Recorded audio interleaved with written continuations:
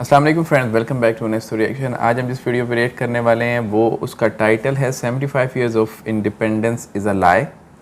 और ये वीडियो जो है काफ़ी सरप्राइजिंग होने वाली है क्योंकि अभिजीत चावड़ा की जितनी भी स्टोरीज़ होती हैं वो बहुत ही डिफरेंट एक एंगल होता है चीज़ों को समझने के लिए। इनकी पहले एक वीडियो पे मैं रिएक्शन देख चुका हूँ जो कि गांधी जी और मोहम्मद अली जिन्ना का कड़वा सच। तो वो एक सरप्राइजिंग वीडियो थी मेरे लिए क्योंकि वैसी चीज़ें मैंने आज तक नहीं सुनी थी जो इन्होंने हमें बताई थी। तो ऑलरेडी हम लोग लेट हो चुके हैं इस वीडियो पर रिएक्शन देने के लिए क्योंकि काफ़ी ज़्यादा चैनल इस पर रिएक्शन दे चुके हैं।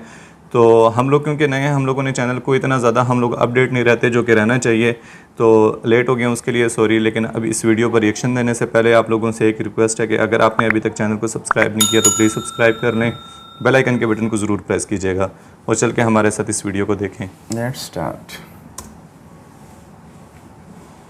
नमस्ते, मेरा नाम अभिजीत है और आज इंडिपेंडेंस डे है। लेट्स आस्क द क्वेश्चन कि इंडिपेंडेंस क्या होता है। अब जापान के बारे में सोचिए, क्या जापान एक स्वतंत्र देश है? आप कहेंगे कि है, मैं कहूंगा कि नहीं है। अब मैं ऐसा क्यों कह रहा हूं, थोड़ा अनपैक करते हैं। 1945 में सेकेंड वर्ल्ड वॉर जब समाप्त हुआ तो उसकी समाप्ति से पहले अमेरिका ने जापान के ऊपर 2 एटम बॉम्ब टेस्ट किए, हिरोशिमा और नागासाकी। उसके बाद जापान ने सरेंडर कर दिया। फिर 1945 में अमेरिका ने जापान का एक नया कॉन्स्टिट्यूशन लिख कर दिया। ये कॉन्स्टिट्यूशन 1945 में फोर्स में आया। आज तक वही कॉन्स्टिट्यूशन जापान में लागू है। उन्होंने एक शब्द नहीं चेंज किया है कॉन्स्टिट्यूशन का। और जापान में अगर आप देखेंगे तो यूएस के 130 से ज्यादा मिलिट्री बेसेस आज भी स्थापित है जापानीज धरती के ऊपर। तो इससे क्या आप इंडिपेंडेंस कहेंगे? हाँ, जापान का स्टैंडर्ड ऑफ लिविंग बहुत हाई है और जापान टेक्नोलॉजिकली बहुत ही एडवांस्ड नेशन है, शायद दुनिया का सबसे एडवांस्ड नेशन है टेक्नोलॉजी में। इंडिविजुअली हर कोई स्वतंत्र है, हर कोई इंडिपेंडेंट है, लेकिन नेशन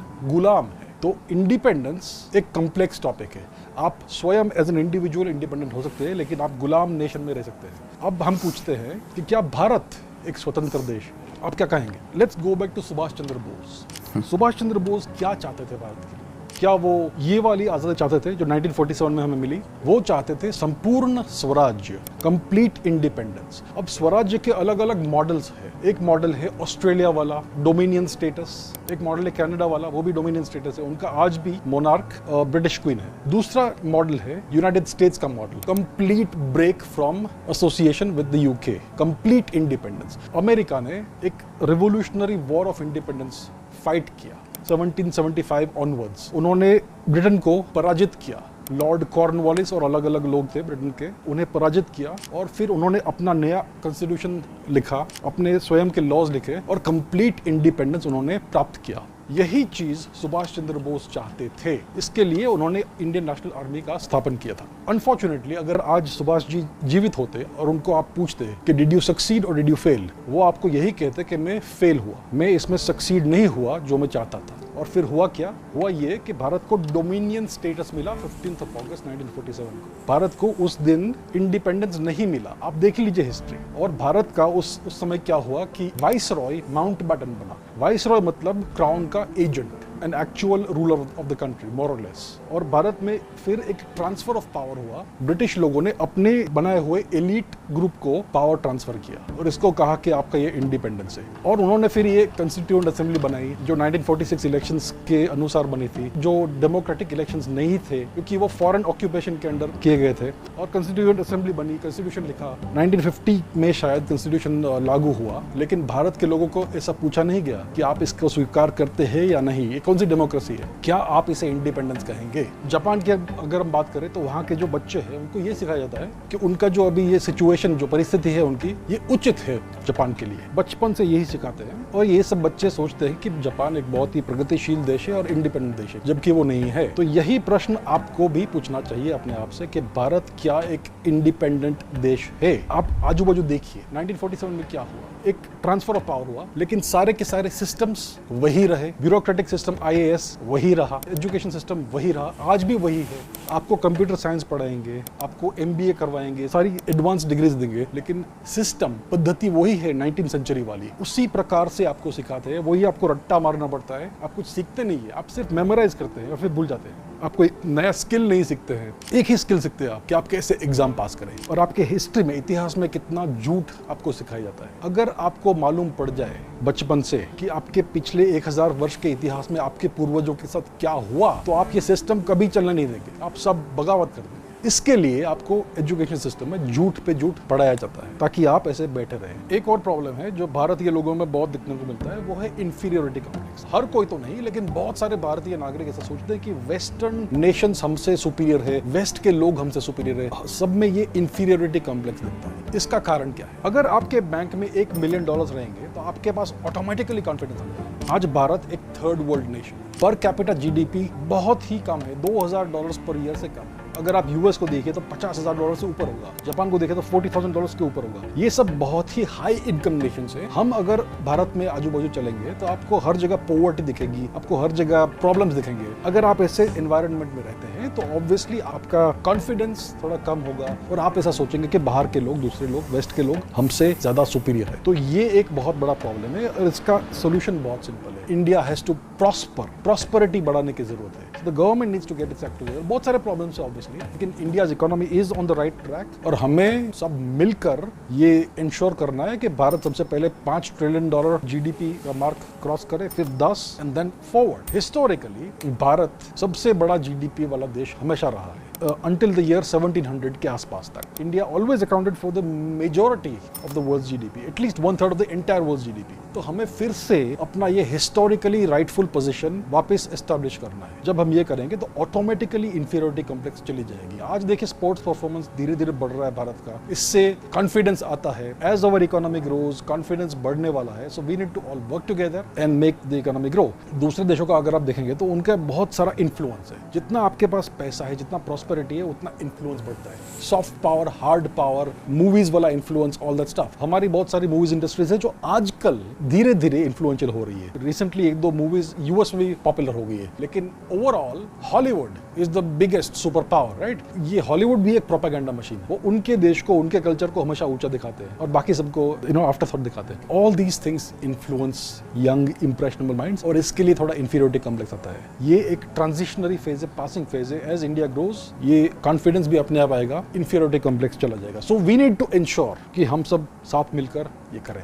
और भारत के पास एक बहुत ही महत्वपूर्ण एडवांटेज है। भारत का एवरेज एज बाकी देशों से बहुत कम है। India is a young nation. Bharat दुनिया का सबसे पुराना सिविलाइजेशन है, लेकिन एज अ नेशन बहुत ही यंग नेशन है। एवरेज एज बाकी देशों से बहुत कम है। चाइना का पॉपुलेशन ओल्ड हो रहा है, जापान का पॉपुलेशन ओल्ड हो रहा है, वेस्ट का बर्थ रेट्स फॉल हो रहा है और उनका भी पॉपुलेशन का एज बढ़ रहा है। भारत के पॉपुलेशन का एवरेज एज काफी कम है। India is a very youthful, vibrant nation, बहुत एनर्जेटिक नेशन है। तो ये हमारा डेमोग्राफिक डिविडेंड है, ये हमारा डेमोग्राफिक एडवांटेज है। We need to drive it home and work together to build the economy।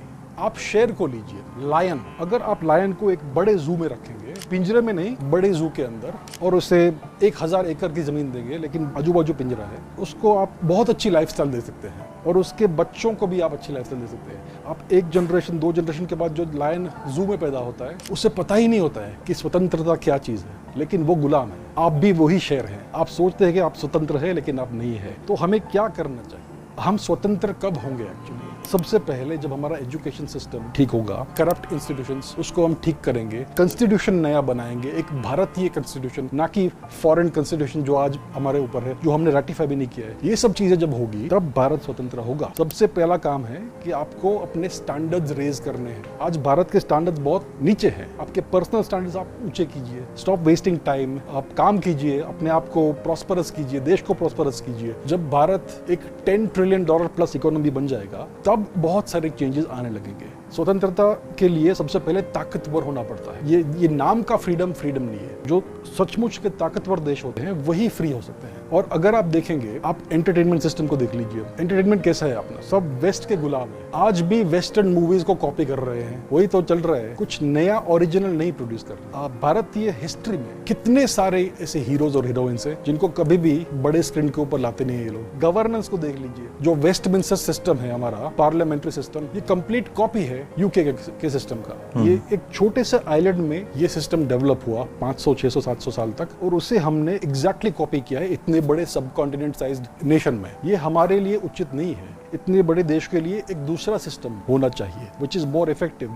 जो कम वेस्टफुल हो। तो बहुत सारे ऐसे एग्जांपल्स हैं जो हमें दिखाते हैं कि हम एक्चुअली स्वतंत्र नहीं है। We can do so much better. तो please raise your standards and understand कि भाई एक्चुअल स्वतंत्रता क्या होती है, संपूर्ण स्वराज्य क्या होता है। अपने आप को पूछिए कि सुभाष चंद्र बोस क्या चाहते थे और हमें क्या वो मिला है कि नहीं। तो ये बात है, स्वतंत्रता एक अलग चीज है। जो हमें दिखता है वो स्वतंत्रता एक्चुअली नहीं है। हम इंडिविजुअली इंडिपेंडेंट हो सकते हैं, लेकिन नेशनल इंडिपेंडेंस एक बहुत ही अलग टॉपिक है। आपका अच्छा लाइफस्टाइल होगा, आप अच्छा जी रहे हैं, इसका मतलब ये नहीं है कि आपका देश एक्चुअली इंडिपेंडेंट है। तो ये मैं कहना चाहूंगा, please think about it and let's make India great again. Raise your standards and one day we will have संपूर्ण स्वराज्य. So to conclude, क्या हम सचमुच स्वतंत्र है?